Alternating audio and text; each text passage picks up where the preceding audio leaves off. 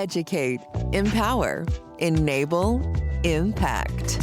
Thank you for tuning in to That Will Never Work podcast, where we share inspiring information and personal experiences related to business and the entrepreneurial journey from those who are leaders in their respective field. Now, here's your host, author and business coach, Maurice. Thank you very much for tuning in today. We're going to jump right into the content because I don't know what else to say about this individual. He is the co-founder of Content Only, specializing in the 30 days and 90 minutes of content creation system. We're just going to get all the way into it, and I present to y'all today, Aaron. Aaron, thank you very much for coming on the show. Maurice, I'm so excited to be here and have this chat. And here's the reason why I kept this bio short, because a lot of time we're going to probably have a whole lot of information that we're going to have to cover in 20 minutes. So let alone 30, 90 days, right? So Aaron, listen, a lot of us, right? We're looking at social media. We're influenced by social media. We see, even if we go back 10, 12 years ago, we're influenced by commercials and things we see in movies and things like that. And we're noticing how people are trying to market their product, their services. First of all, Aaron, I got 1,000 different things I'm doing. Which one should I choose to even put up on social media to begin with? That's the $1 million question, isn't it? And anyone that's gone down the content creation path has probably ran into the same challenge. It's very overwhelming. First of all, it's like, what do I talk about? What format do I create content in? And then where do I put it? Right. When you're starting out, what I've learned through mistakes is just pick one platform in the beginning, because you can dabble and get very micro results across TikTok, LinkedIn, YouTube, Facebook, Instagram, Twitter, Snapchat, if you try and chase them all. Or you can go, which platform has the attention of my target clients? And really think about that.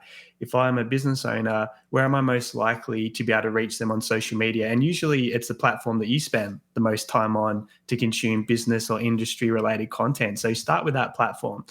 Second question you ask is, well, what time are they likely to be on that platform and actually have the space and the bandwidth to be able to engage and interact with content? And for most audiences, that's in the evening, because people are working during the day. So I would say pick one platform. Think about when your clients are online and post content then, and just focus on that. Because if you build a community and you manage that one place, you can always shift that audience to other platforms in the future. But it's very hard to manage multiple platforms and do it well. So that's my take on how to go about it in the beginning in particular. So, but if I look at some of my competitors, they look like they're everywhere. I don't care where I go, I see their face. I dream about them in my dreams, even like they're advertising in my dreams, right? Yeah. So I'm paying attention to who they are and where they are, and they seem like they're everywhere. So why should I concentrate on one if I think who I'm comparing myself to is literally in my face all the time? Yeah, that's a brilliant question. And I guess it depends a little bit on where you're at in your business journey, because if you're well resourced as a business owner, if you have the ability to pay team, if you have the ability to invest in tools and technology, then you can have someone manage it for you. And that's the difference. Most people that are omnipresent will have someone in the seat as a content manager, as a creator, facilitating and running all that. And they're just the ones doing the head talking and the front facing things. So if you're at that stage and you have the money to invest into being omnipresent everywhere, then well done, because you've got very far in your business career. But I think if you're just starting out, you want to eliminate overwhelm. And that's the challenge, because if you're trying to upload content to different places, some platforms prize different formats, they have different structures. And whilst you can definitely repurpose and repost, it's much easier just to have your attention narrowed in and laser focused on one area than all over the place. And that's a mistake I've made. And when I was trying to do platform in all the places, because the influencers that were big names were doing it, I found it very stressful. But when I just said, okay, which platform has my target audience? Where do I enjoy being? Where do I already have a little bit of a community and know some people? And if I pour my efforts into that platform and really focus on my audience, that's when it shifted. And in a business sense, it actually started creating opportunities in terms of leads, people reaching out, clients, as opposed to, oh, I better put it on Twitter or on TikTok because everyone else that's playing at a high level is doing it. Right. So, and I'm listening to you talk about community. You mentioned it more than once.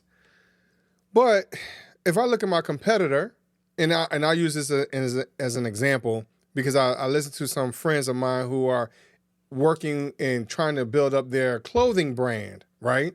Yeah. But they realize that their clothing brand, their audience has been more on Pinterest, right, than their competitors who's on Instagram. Now, they might have taken that information they use on Instagram and put it on Pinterest, but they've got more interest on Pinterest than they did on Instagram. But I don't even know how to work that. That's not my focus. I don't like Pinterest. So should I stay on a platform that I really don't like, versus where everyone else is? Personally, I left the platforms I don't like. That's a personal choice. But yeah.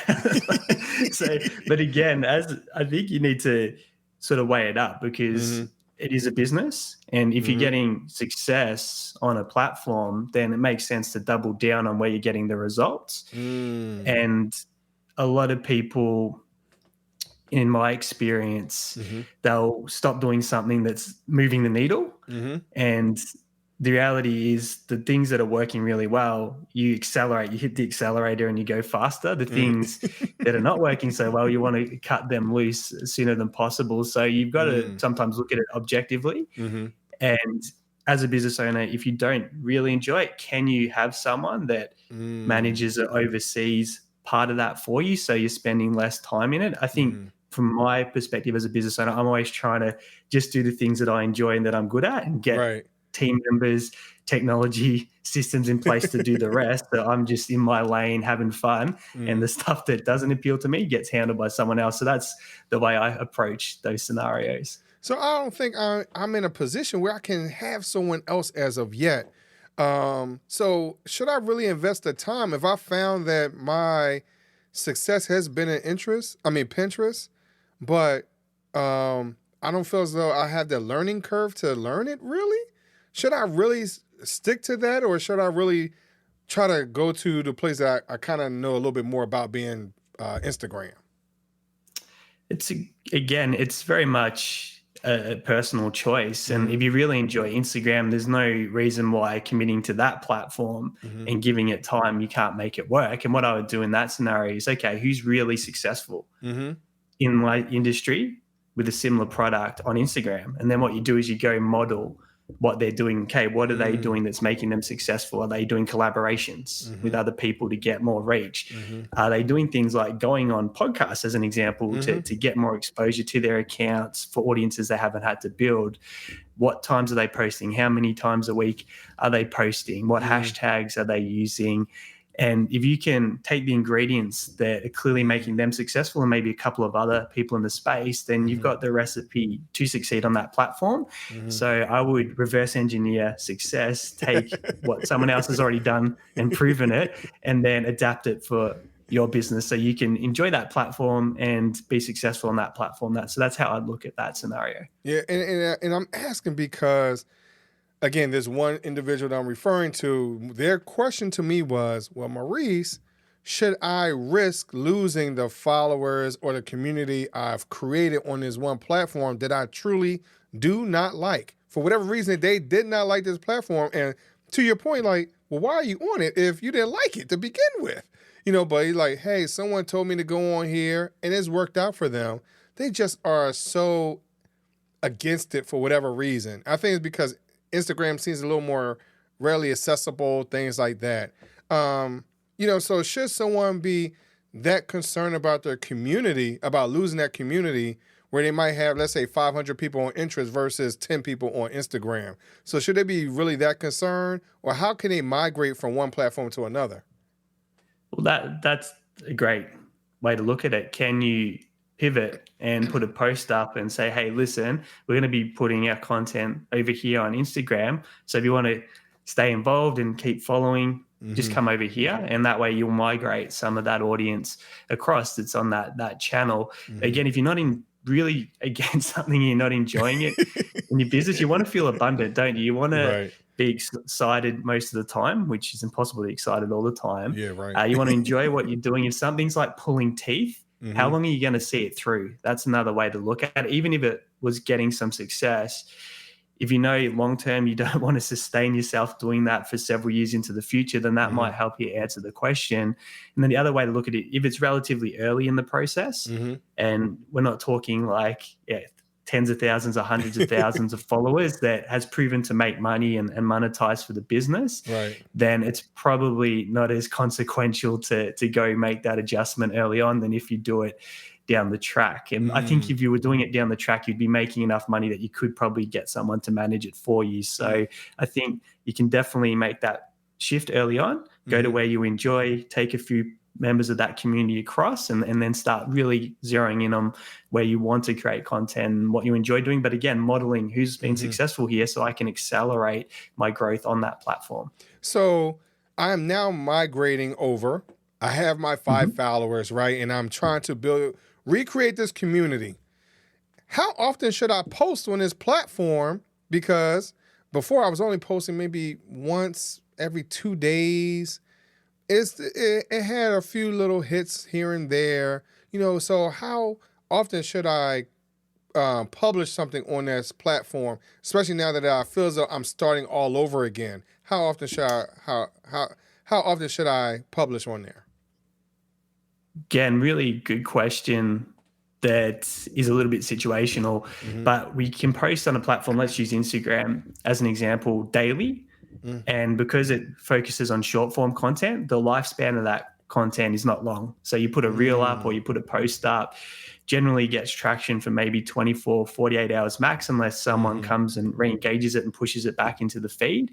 So I would set most businesses the goal, particularly if you're using that platform to drive business, and let's say you're selling a product, then posting daily is going to be a really powerful way to accelerate your growth on a platform and also promote the business. So you got to look at it from that long-term perspective.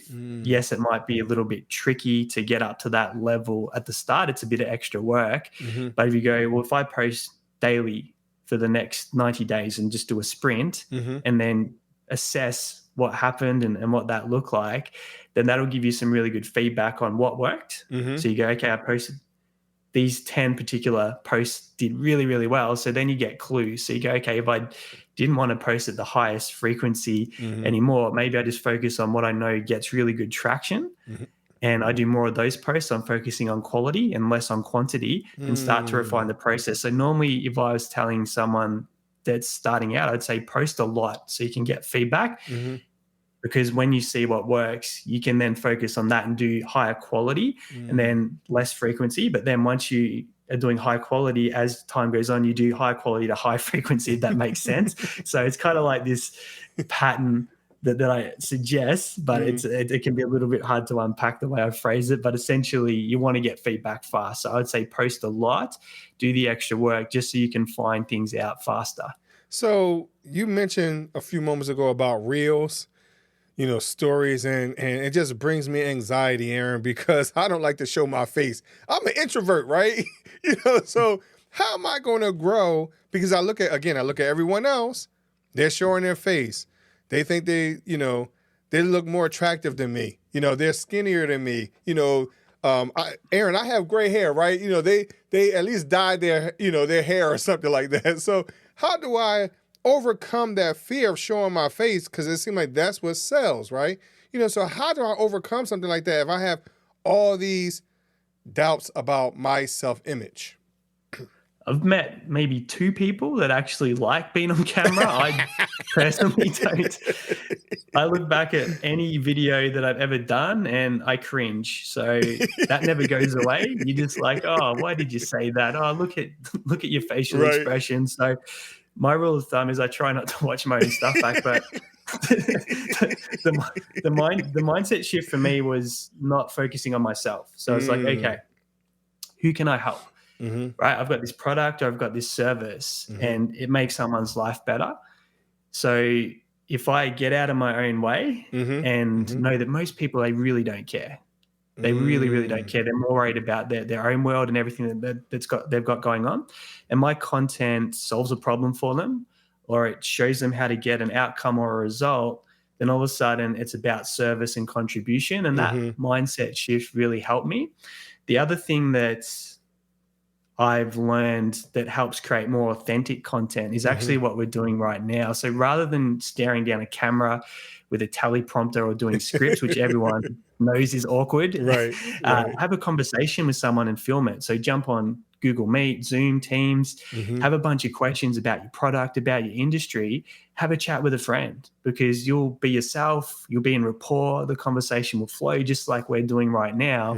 And then you take that conversation and you repurpose it into those short clips. There's tools like Opus Pro or Opus Clip, Get Munch, where you put that conversation through it. You'll get a bunch of clips with captions and B-roll. You can do all sorts of fun things.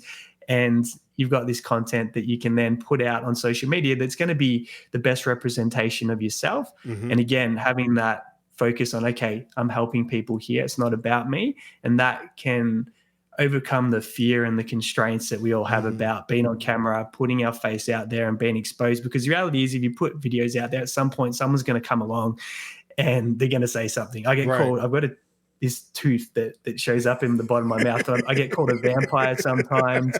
I've been called also. The very first video I put up in 2011, I think it was, within 60 seconds, I won't say the comment because it's actually very offensive to a particular community, but within the first minute, someone said, "You're blank, you little blank." I almost stopped at that point because it was the first time my face went on the internet. But for some reason, I just decided, you know what, I'll go block and delete that person whose avatar, I think, was a marijuana leaf and they had a fake handle. So I was like, I won't buy into that one too much.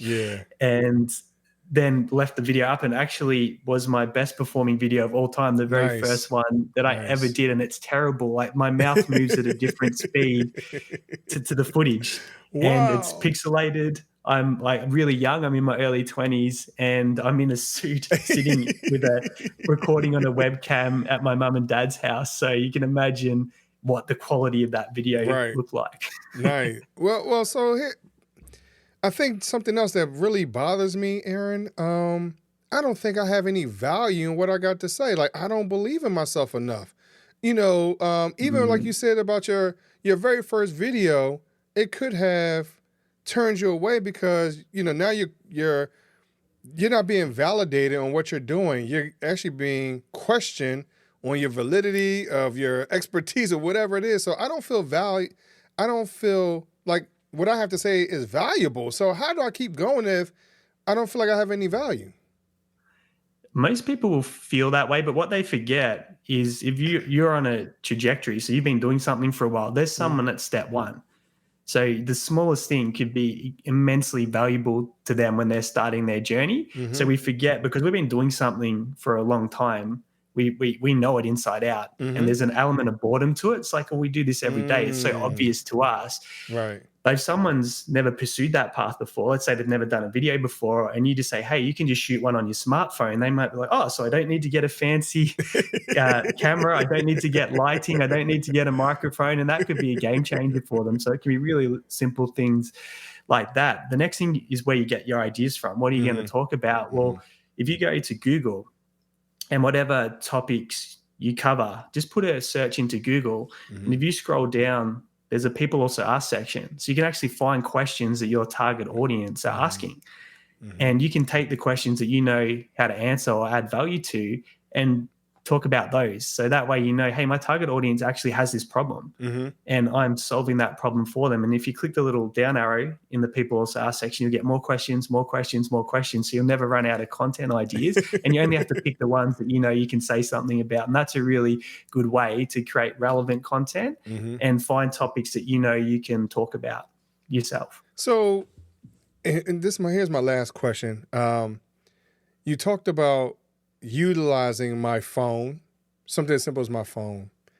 But again, all these people that I'm looking at, they have a big Sony camera somewhere that looks like they film movies and stuff, or they have a red camera that we all know that's over $3,000, or a Rodecaster Pro, or you said something about the teleprompter. Oh, Gato just made a new prompter that everybody's using as well, right? So everybody have all these great equipment, all this stuff going on. They have all these different types of sound boards all over the sound diffusers all over the walls. And Aaron, like, I just don't feel like I can create great content unless I invest $18 million. So how can I do it? How can I do it if that's what I'm competing against? That's a funny story or funny reference, because that stopped me from podcasting, oddly enough, because it's like, I need to be in a studio. I need to have the microphones, the cameras, and all that sort of thing.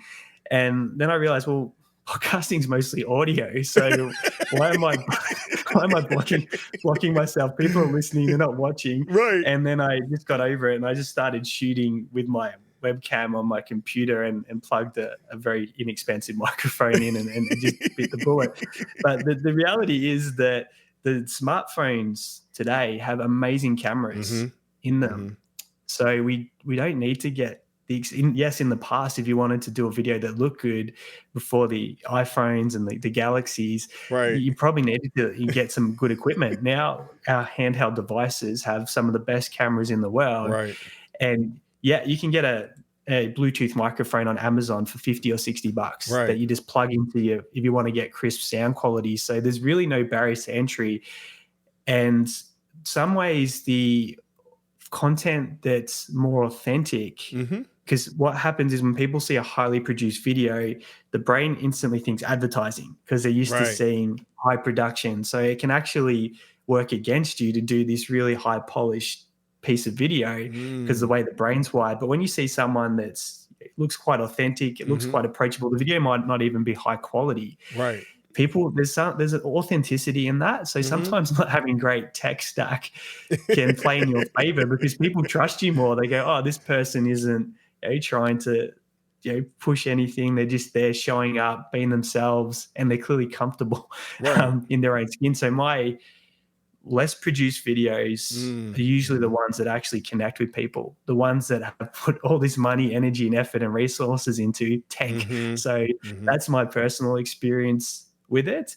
And I'd say, look, as long as you got access to a smartphone, it doesn't even have to be yours, just get started there, because when you're making money in the future, if you want to upgrade the tech, you can do it then. But don't make it put all these constraints. Oh, I need lighting, I need sound equipment, I need cameras, because you're also learning your craft. You're also starting to do content.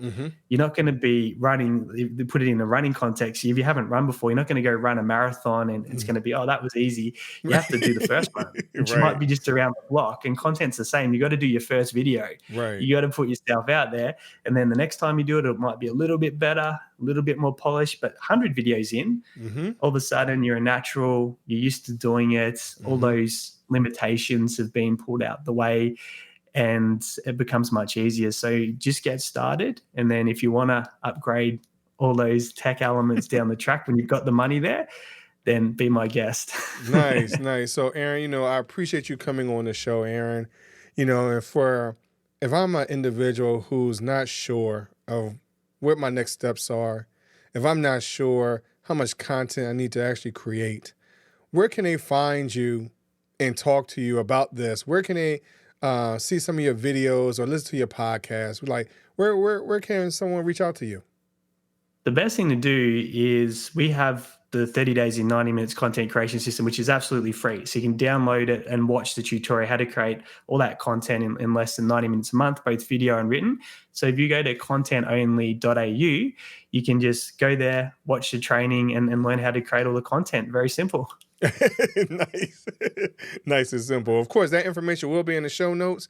So if you are driving, if you're walking and listening to this, you can always go back and click on the link. So, but Aaron, I thank you very much for coming on the show.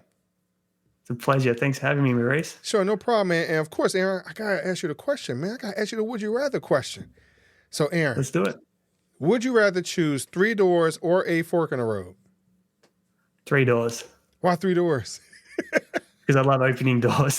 It's a good metaphor for life. It's like open the door, step into it. So big fan of the 3 doors. Okay. Now, if I say there was no parameters, would that change? No, I don't think so. I think I'd be so curious about the doors. I'd be like, let's go. Now, I did have a guest who said 3 doors, and those doors were glass, right? So now you know what the doors are. Would you still be interested in opening up the doors if you knew what was already behind it? Yeah. You would? Yeah. I'm one of those people that I like to, it's like with my Christmas presents as an example, I like to know in advance what it is. So if I can actually see what I'm getting into, I'm like, jackpot. Right. That's funny. That's nice, man. But, I appreciate you coming on the show. It's great fun. Thanks for having me. Sure, no problem, man. Thank y'all very much for listening to That Would Never Work podcast, and I will talk to you a little later. Thanks for listening. Find us on social media at Chisholm Group LLC and check back weekly for new episodes. Until next time, that will never work, or will it?